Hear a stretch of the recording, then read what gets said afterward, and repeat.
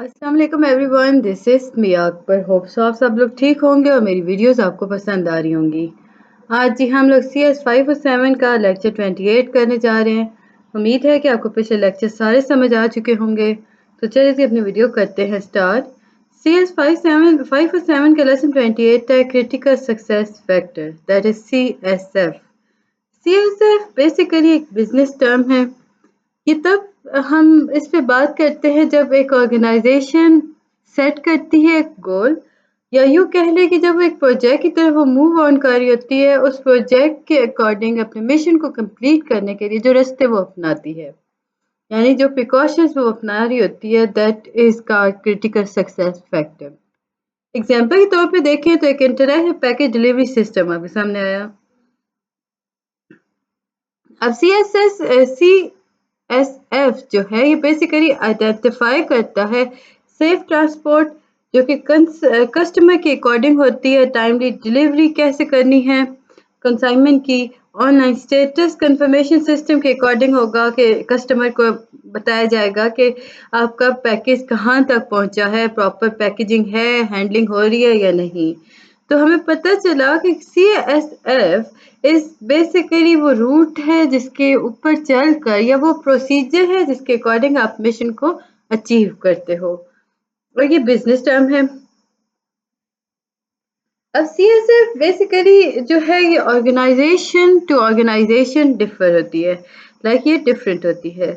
इसमें जब आप किसी भी प्रोजेक्ट की बात करते हो ना मैनेजमेंट की, तो मैनेजमेंट क्या कर रही होती है, वो एवल्यूट कर रही होती है प्रोजेक्ट को मुख्तलिफ फैक्टर्स के अकॉर्डिंग। वो देख रही होती है फिर ये सक्सेसफुल है क्या, मनी फैक्टर क्या है, पॉजिटिव कैश फ्लो कैसे जाएगा, रेवेन्यू ग्रोथ हो गई, प्रॉफिट मार्जिन हो गया, एक्वायर न्यू कस्टमर और डिस्ट्रीब्यूशन हो गया, क्वालिटी कस्टमर फीडबैक क्या है, इंटेलेक्चुअल कैपिटल क्या था। इस बात पे मैनेजमेंट वर्क कर रही होती है।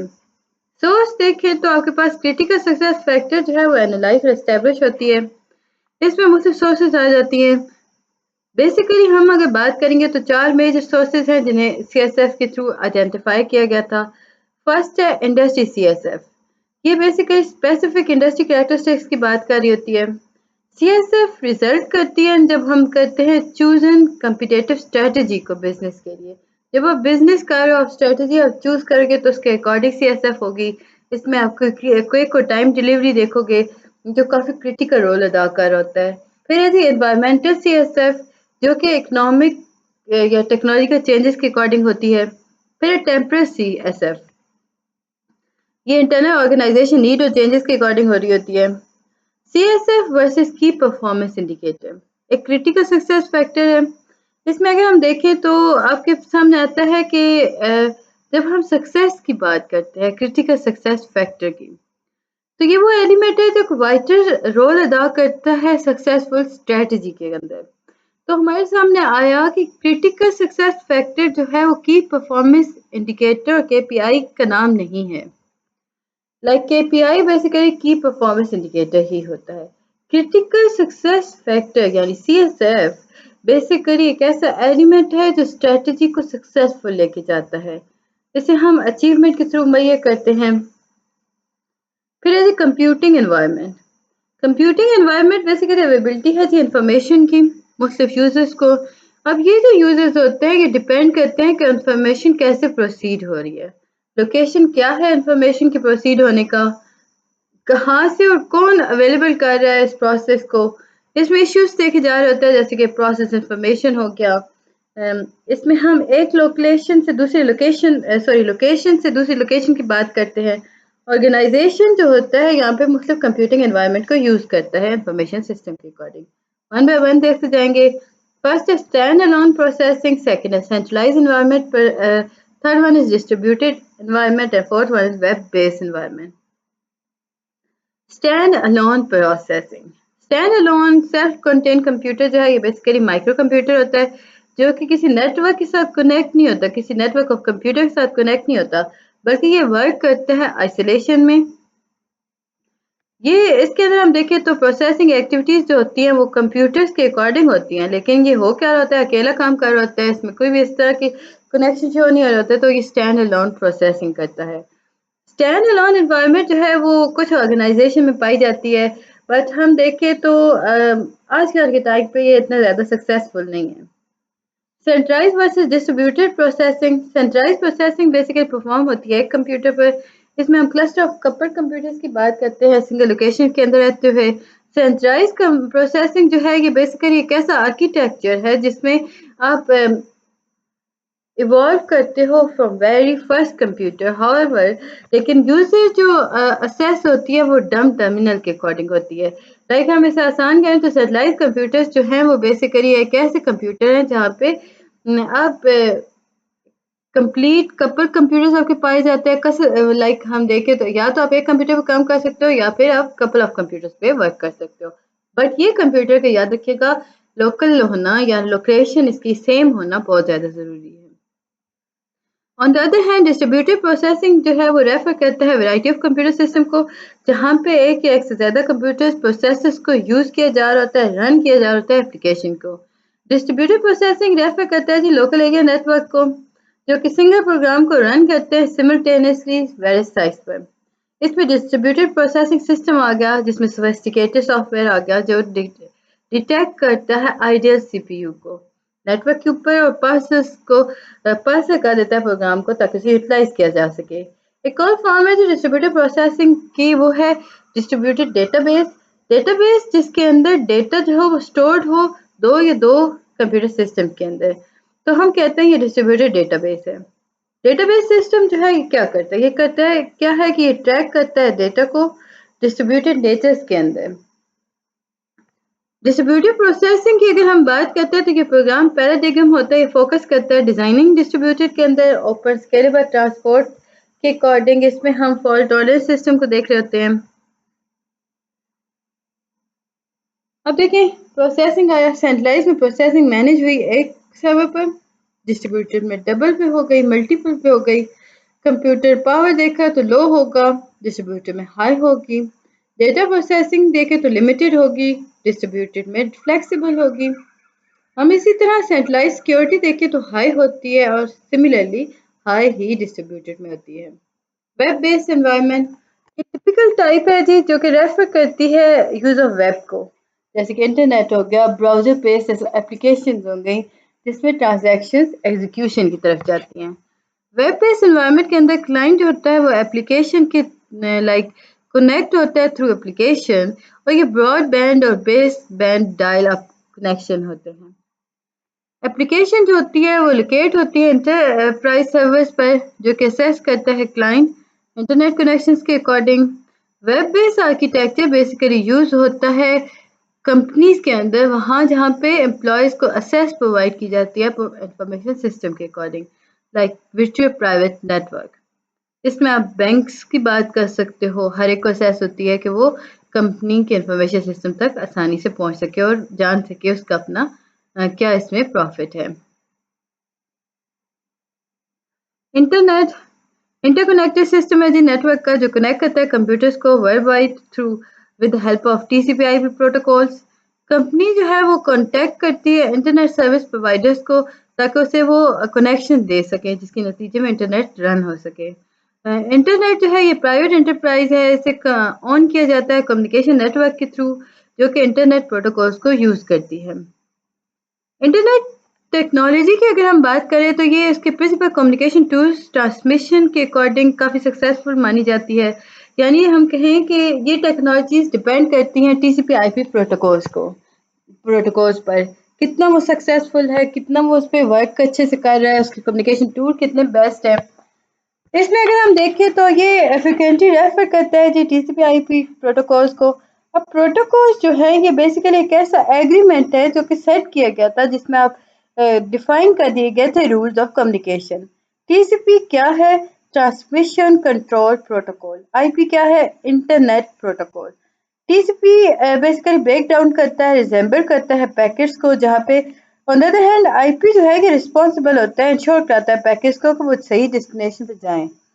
डेटा जो होता है वो इंटरनेट के थ्रू ट्रांसफर होता है, इसमें 7 लेवल्स आ जाते हैं नेटवर्क के। इसमें हम देखें तो जब डेस्टिनेशन पे डेटा पहुंचता है तो वहां पहुंचने तक उसके पास बहुत सारे लेवल्स होते हैं। ईमेल मैसेज जो है वो मेल सर्वर पे रिसीव होगा, जब अराइव होगा तो सिमिलर इसमें लोकल पोस्ट ऑफिस जैसे कि आप कहते हो कि आप पहले मेल सर्वर पे जाओगे, ईमेल लिखोगे, रिमोट पर्सनल कंप्यूटर को कनेक्ट करोगे मॉडेम के साथ, नोड के साथ, लोकल या नेटवर्क के अकॉर्डिंग। सर्वर जो होगा उस मैसेज को पास करेगा जी राउटर की तरफ। इसमें स्पेशल पर्पस कंप्यूटर जो होता है वो इंश्योर करता है हर मैसेज को कि वो सेंड हुआ करेक्ट डेस्टिनेशन पर या नहीं। अब मैसेज जो है वो 7 नेटवर्क से गुजरता हुआ डेस्टिनेशन पे पहुंचा। हर नेटवर्क जो है उसका अपना राउटर होता है, याद रखिएगा। हर नेटवर्क जो है उसका अपना राउटर होता है जो डिटरमिन करता है कि किस तरह मैसेज को आप क्लोजेस्ट डेस्टिनेशन तक मूव ऑन कर सकते हो। मैसेज जो होता है एक नेटवर्क से पास होकर दूसरी तरफ जाता है और जब तक उसकी डेस्टिनेशन नेटवर्क नहीं आता वो इसी तरह वर्क करता रहता है। लेसन 29 है security of information system, security issue. तो सबसे पहले अगर हम देखें कि आपके पास सिक्योरिटी इश्यूज हैं क्या। कुछ लॉसेस जो होते हैं वो इनएविटेबल होते हैं एनवायरनमेंट के अंदर। लाइक हम उन्हें एलिमिनेट करते हैं हर पॉसिबल लॉस को, इसमें इम्पॉसिबल्स को भी देखा जा रहा होता है। अब ये लॉसेस जो होते हैं कुछ तो इम्पॉसिबल होते हैं, कुछ कॉस्टली होते हैं, बट उन पर वर्क हो रहा होता है। लेवल ऑफ लॉसेस को अगर हम देखें तो स्पेसिफाइड हो जाते हैं। लेवल ऑफ लॉस डिसाइड करता है कि कौन सा टाइम पीरियड के साथ लिंक करनी है चीज़, किस चीज़ को टॉलरेट करना है। अब डेफिनेशन अगर हम देखें थ्रेड्स की तो आपके पास आता है कि ये एक ऐसा पीरियड है जहाँ पे आप सॉरी हम यहाँ पे थे डेफिनेशन मेंशन थ्रेड्स। अब थ्रेड्स दो तरह के होते हैं, फिजिकल, लॉजिकल। अब फिजिकल क्या है, जैसे कि थेफ्ट हो गया, रेन हो गया, अर्थक्वेक हो गया, डिजास्टर फायर हो गया। लॉजिकल क्या है, इंट्रूजन हो गया, वायरस हो गया। एग्जाम्पल अगर इंट्रूजन के हम लें ना तो आपके सामने आता है कि सिक्योरिटी है वो अनऑथराइज एक्सेस को ज़रूरी होता है ना कि उसे रोक दे। फाइनेंशियल सिस्टम ऑफ बैंक हो गया जिसकी वजह से आप हम फ्रॉड रिलेटेड ट्रांजैक्शंस नहीं कर पा रहे होते। अब जो पर्पस है इंट्रूजन का वो ये नहीं है कि वो डैमेज करे डेटाबेस कंपनी का, बट वो क्या करती है वो स्टील कस्टमर लिस्ट को वो लिमिटेड कर देती है। इसमें लीगल वर्क कम हो जाता है। मैनेजमेंट रिस्पॉन्सिबिलिटी, एग्जीक्यूशन मैनेजमेंट जो है ये एक ऐसी रिस्पॉन्सिबिलिटी है जो इंश्योर कराता है ऑर्गेनाइजेशन को कि हर यूजर की इंफॉर्मेशन जो है वो सेफ रहेगी। इंपॉर्टेंस सिक्योरिटी की अगर हम देखें तो इसे स्पॉन्सर किया जाता है सीनियर मैनेजमेंट की तरफ से। एम्प्लॉय यूजर ऑफ IS इसमें फील की जाती है इंपॉर्टेंस ताकि क्रिएट की जा सके secure environment. Importance of security की अगर हम बात करें तो साउंड सिक्योरिटी बहुत फंडामेंटल है जी, इसमें आप अश्योरेंस करवाते हो अचीव कराने में। लाइक ऑर्गेनाइजेशन जो है वो प्रोटेक्ट करती हैं इंफॉर्मेशन को स्टील होने से, वो प्रोटेक्ट करती है इंफॉर्मेशन सिस्टम की हेल्प से ताकि उनकी इंफॉर्मेशन लीक ना हो। लाइक हम देखें तो वो एक्वायर आसानी से ना हो सके। इसमें हम देखें तो इंफॉर्मेशन जो है वो इस नतीजे में होता क्या है कि जो डिपेंडेंस होता है ना इंफॉर्मेशन सिस्टम पर वो इंक्रीज हो गया। सिक्योरिटी ऑब्जेक्ट ऑर्गेनाइजेशन जो है वो इकोनॉमिक कोऑपरेशन एंड डेवलपमेंट के अकॉर्डिंग लाइक 1992 के अंदर इशू हुआ था कि गाइडलाइन प्रोवाइड की गई थी सिक्योरिटी ऑफ इंफॉर्मेशन सिस्टम की। अब वो गाइडलाइन क्या थी, जो प्रोटेक्शन होगी ना इंटरेस्ट की वो रिलेट करता है इंफॉर्मेशन पर, इंफॉर्मेशन सिस्टम पर, उसकी कम्युनिकेशन पर। अब इसके थ्रू जितनी डिलीवर हो रही होती है इंफॉर्मेशन, इसमें आप हार्म रिजल्टिंग की बात करते हो, फेलियर ऑफ अवेलेबिलिटी, कॉन्फिडेंटिटी और इंटीग्रिटी की हो रही होती है। सिक्योरिटी ऑब्जेक्ट जो है वो यूज़ करते हैं जी यूज़ 3 टर्म्स। अवेलेबिलिटी यानी इंफॉर्मेशन सिस्टम कितना अवेलेबल है, कॉन्फिडेंटिटी यानी कॉन्फिडेंस कितना है, वो कितना पावरफुल है, कितना उसे डिस्क्लोज दूर रखा गया है। इंटीग्रिटी, इंटीग्रिटी के अंदर हम देखें तो डेटा और फंक्शन जो है वो प्रोटेक्ट करे जाते हैं अनऑथराइज्ड मॉडिफिकेशन के अकॉर्डिंग। रिलेटिव प्रायोरिटी और सिग्निफिकेंस ऑफ अवेलेबिलिटी, कॉन्फिडेंटिटी या कॉन्फिडेंटिटी और इंटीग्रिटी जो है ये आपकी डेटा के बारे में बात करती है। स्कोप ऑफ सिक्योरिटी की अगर हम बात करते हैं तो कॉन्सेप्ट आपके पास सिक्योरिटी का हर इंफॉर्मेशन पे आता है। सिक्योरिटी बेसिकली रिलेट करती है प्रोटेक्शन को, और ये प्रोटेक्शन जो होती है वेल्युएबल एसेट्स के अकॉर्डिंग होती हैं, अगेंस्ट लॉस्ट हो गया, डिस्क्लोजर हो गया, डैमेज हो गया। Valuable assets basically variable assets जो होते हैं ये वो डेटा और इंफॉर्मेशन होते हैं जिन्हें रिकॉर्ड किया जाता है, प्रोसीड किया जाता है, ट्रांसमिट, शेयर और रिट्राइव किया जाता है इलेक्ट्रॉनिक मीडियम से। टाइप ऑफ इंफॉर्मेशन एसेस देखें तो मामला एक क्वेश्चन आता है कि हमें क्या करना चाहिए कि जिसके थ्रू इंफॉर्मेशन सिस्टम एनवायरनमेंट जो है वो प्रोटेक्ट हो जाए। इसमें मैनुअल एनवायरनमेंट आ गई तो आप क्या करते हो, आप रिकॉर्ड को हार्ड फॉर्म में रखो या मेन इंफॉर्मेशन को आप सेफ गार्ड रखो against virus threat. Computerize environment की अगर हम बात करते हैं तो सेंसिटिविटी जो है वो बेसिकली रिकॉर्ड की जाती है ताकि उसे इन्हांस किया जा सके। इंफॉर्मेशन एसेस को आप क्लासिफाई करते हो सिक्योरिटी पॉलिसी के अंदर। अब सिक्योरिटी पॉलिसी है क्या? ऑर्गेनाइजेशन जो कंसर्न करती हैं, प्रोटेक्ट कर रही होती है इंफॉर्मेशन एसेस को, इंफॉर्मेशन को, वो देखें तो सिक्योरिटी पॉलिसी प्रोवाइड कर रही होती है। सिक्योरिटी पॉलिसी जो है वो सपोर्ट करती है, कंप्लीमेंट करती है ऑर्गेनाइजेशनल पॉलिसीज को। कंटेंट ऑफ सिक्योरिटी पॉलिसी की अगर हम बात करते हैं तो importance of information security organization तरफ गई। स्टेटमेंट की अगर हम बात करें तो इसमें आपके पास चीफ एग्जीक्यूटिव ऑफिसर्स आ गए जो कि सपोर्ट करते हैं गोल्स को। प्रिंसिपल्स इफेक्टिव इंफॉर्मेशन सिक्योरिटी के अकॉर्डिंग होता है। स्पेसिफिक स्टेटमेंट जो होता है वो इंडिकेट करता है मिनिमम स्टैंडर्ड, जिसमें हम रिक्वायरमेंट की बेस बात करते हैं। एसिड क्लासिफिकेशन हो गई, डेटा सिक्योरिटी हो गई, पर्सनल सिक्योरिटी हो गई, फिजिकल लॉजिकल एनवायरमेंटल सिक्योरिटी हो गई। फिर है जी security program. Security program basically एक सीरीज है जिसके अंदर आप ऑनगोइंग रेगुलर रिव्यू कर रहे होते हो, पीरियोडिक रिव्यू कर रहे होते हो, अपडेट्स कर रहे होते हो। फर्स्ट सिक्योरिटी जो है वो लाइक अगर हम देखें तो एक मेजर एक्सरसाइज होती है। कंडक्ट कैसे कर सकते हो, प्रिपेयर करते हो प्रोजेक्ट प्लान को। इस फेज में आप क्या करोगे, रिव्यू करोगे सिक्योरिटी प्रोग्राम्स को स्पेसिफाइड फॉर्म के अंदर। आप देखोगे कि कितनी बॉक डाउन पॉसिबिलिटीज आपके पास हैं अननेसेसरी डिटेल्स की। फिर मेजर कंपोनेंट्स अगर हम देखें तो आप ऑब्जेक्टिव ऑफ द रिव्यू कर रहे होते हो, डेफिनेट सेट्स देख रहे होते हो ऑब्जेक्टिव के सिक्योरिटी रिव्यू के अकॉर्डिंग। स्कोप ऑफ रिव्यू की अगर हम बात करें तो ये इंफॉर्मेशन सिस्टम के अकॉर्डिंग चलता है, ऑर्गेनाइजेशन के अकॉर्डिंग। टास्क टू अकम्प्लिश देखें तो इस कंपोनेंट के अंदर स्पेसिफिक टास्क जो होते हैं वो डिफाइन किए जाते हैं। ऑर्गेनाइजेशन ऑफ प्रोजेक्ट टीम देखा जाए तो एक टीम जिसे ऑर्गेनाइज बेस किया जाता है सिक्योरिटी रिव्यू के लिए। रिसोर्स बजट, रिसोर्स कितने हैं सिक्योरिटी रिव्यू के लिए आपके पास। शेड्यूल ऑफ टास्क कंप्लीशन यानी आपका डेट्स क्या है जिसके अंदर टास्क कंप्लीट हो जाएगा। आइडेंटिफाइंग एसेस, इसमें आइडेंटिफाई करते हो प्राइमरी सेट एसेस के जिसमें आप देखते हो जिन्हें ज़रूर प्रोटेक्ट करना ज़रूरी है। क्लासिफिकेशन इसमें की जाती हैं। इसमें हम देखें तो रिस्क को डिटरमिन किया जाता है। लाइक हम इसमें देखें ना तो आसानी से इसमें रिस्क को डिटरमिन नहीं किया जा सकता। बहुत सारे वैल्यूज़ के थ्रू आप जाते हो, बहुत सारे स्टेप्स के अकॉर्डिंग आप जाते हो। थ्रेट आइडेंटिफिकेशन, थ्रेट जो है ये बेसिकली एक ऐसे एक्शंस होते हैं, इवेंट्स होते हैं जो आपके लॉस की तरफ लेके जाते हैं। थ्रेट्स जो होते हैं ना इवेंचुएट कहा जाता है। इसमें इंफॉर्मेशन एसेस जो होते हैं वो एक्सपोज हो जाते हैं। लाइक आप देखो तो चोरी हो जाते हैं आपके इंफॉर्मेशन एसेस। उम्मीद है कि आपको ये चीज़ समझ आ रही होगी। कहीं मेरे चैनल को लाइक और सब्सक्राइब कर दीजिएगा। वीडियो पसंद आती है कमेंट करें, नहीं चीज़ समझ आ रही तो मुझसे पता कर लें। थ्रेट आइडेंटिफिकेशन नेक्स्ट लेक्चर आपके पास हमने बात की कि थ्रेट वो है जो कि आप इसमें देखो तो इवन और एक्शन है जो आपको लॉस की तरफ लेके चलते हैं। बहुत से टाइप ऑफ थ्रेट्स पाए जाते हैं। थ्रेट्स और रिस्क जो होते हैं वो सिनोनिमस होते हैं एक दूसरे के साथ। टाइप्स देखें तो फिजिकल थ्रेट आ गया, ये डैमेज काज करता है physical infrastructure of information system जैसे fire, water, energy, variation, structure damage, pollution. Logical viruses and worm, logical intrusion. हम देख चुके हैं इंट्रूजन है क्या, उम्मीद है कि आपको समझ आ चुकी होगी।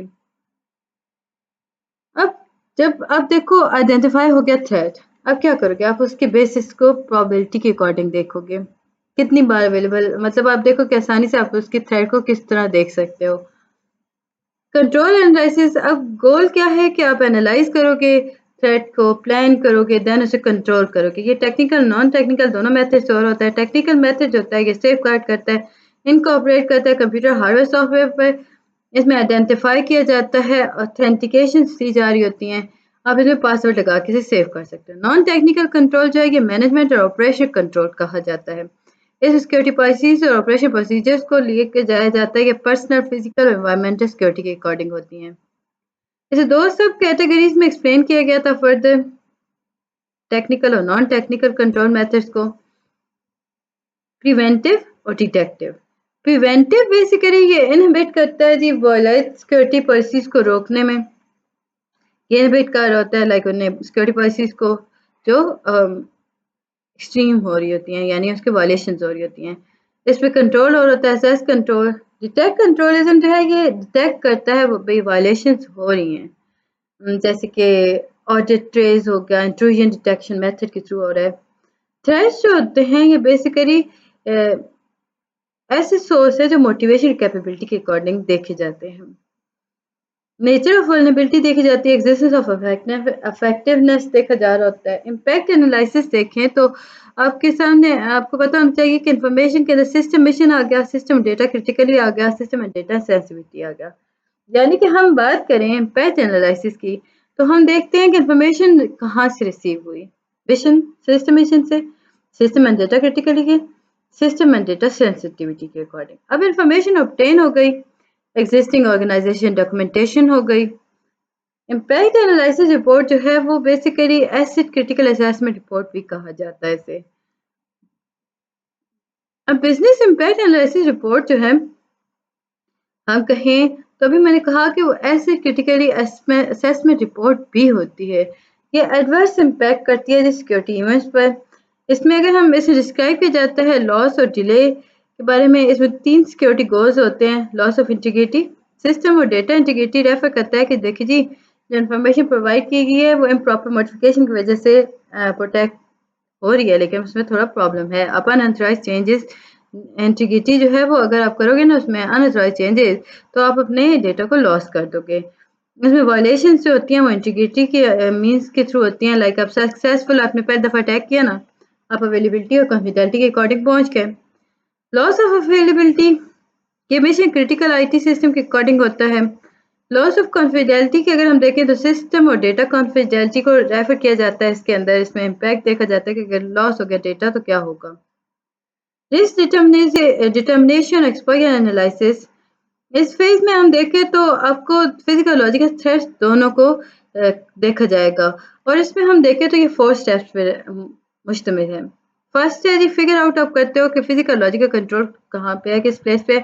एम्प्लॉयज को आप इंटरव्यू करोगे, कंडक्ट करोगे इंटरव्यू, वर्क थ्रू आप कंडक्ट करोगे, फिर चेक करोगे कि कितना कंट्रोल रिलायबल है। आप चेक करोगे 5 आवर स्टॉप वायरस, क्या 5 आवर स्टॉप कर सकता है वायरस को जब आप ऑर्गेनाइजेशन सिस्टम के अंदर एंटर हो रहे हो। चेक करोगे एंटीवायरस इंस्टॉल है कि नहीं, अगर है तो स्टॉप कर रहा है वायरस को एग्जीक्यूशन से बाद। हम कभी भी अर्थक्वेक को स्टार्ट होते हुए नहीं देख सकते। लाइक हम देखें तो होता क्या है कि जो बिल्डिंग्स होती है ना उन्हें महसूस होते हैं शॉक्स, सो वो उस तरीके से हमें पता चलता है कि अर्थक्वेक आ रहा है। फिर जी आपके पास आया कि रिस्क आइडेंटिफिकेशन के अंदर हम रिस्क मैनेज मिटिगेशन की तरफ जाते हैं। रिस्क मिटिगेशन है क्या? ये बेसिकली एक ऐसा प्रोसेस है जिसके अंदर आप रिस्क असेसमेंट को कंप्लीट कर देते हो। रिस्क अजम्पशंस इसमें आ गई, इसमें आप एक्सेप्ट करते हो पोटेंशियल रिस्क को। रिस्क अवॉइडेंस इसमें आ गई, आप अवॉइड करते हो रिस्क को, एलिमिनेट कर देते हो रिस्क कास्ट को। रिस्क लिमिटेशन आप लिमिट कर देते हो रिस्क इम्प्लीमेंटेशन कंट्रोल के थ्रू। रिस्क प्लानिंग आप मैनेज रिस्क करते हो by developing risk mitigation plan. Research और एक्नॉलेजमेंट की तरफ देखो तो आप लोअर कर देते हो risk of loss of acknowledging variability को। रिस्क ट्रांसफरेबल, इसमें आप ट्रांसफर ऑफ रिस्क को देखते हो कि कितना वो वर्क करेगा। अक्रस ऑफ थ्रेट देखें तो कंट्रोल अगेंस्ट थ्रेट्स की अगर हम बात करें तो आपके पास कुछ कॉन्सिक्वेंसेज आते हैं। कंट्रोल क्या करेगा, वो अक्रस ऑफ थ्रेट को स्टॉप कर देगा। ये देखें जो थ्रेट अकर था ना वो डैमेज को अवॉइड लेकिन थ्रेट अकर तो होगा बट वो डैमेज को अवॉइड नहीं कर, मतलब उसमें डैमेज नहीं होगा, अवॉइड हो जाता है कंट्रोल की वजह से। थ्रेट कि अगर अगर हम देखें तो अगर वो कंट्रोल नहीं है तो होगा क्या, तो डैमेज होगा। Control against threat do not exist, वही बात आइडेंटिफाई नहीं होगा, थ्रेट आ चुका है, आपकी इंफॉर्मेशन लीक होना शुरू हो जाएगी। Computing expected loss, exposure analysis के अंदर फर्स्ट स्टेप आपके पास आया, इसे फार्मूले के थ्रू चलाया जाता है। A is equal to B multiplied by C multiplied by D. What is A? A is expected loss, B is a chance of threat occurrence, C is threat being successful, D is loss which can occur one of the thread is successful. Control adjustment के अंदर हम देखें तो आप देखते हो कि किस तरह डिज़ाइन को कंट्रोल किया जा रहा है, इम्प्लीमेंट कैसे किया जा रहा है, ऑपरेट कैसे किया जा रहा है। इसमें cost devising control use exceed नहीं हो रहा होता एक्सपेक्टेड पोटेंशियल बेनिफिट से। आप सारी चीज़ें चेक कर रहे होते हो, अवॉइड कर रहे होते हो हर उसी को जो आपके बजट से ऊपर जा रही है।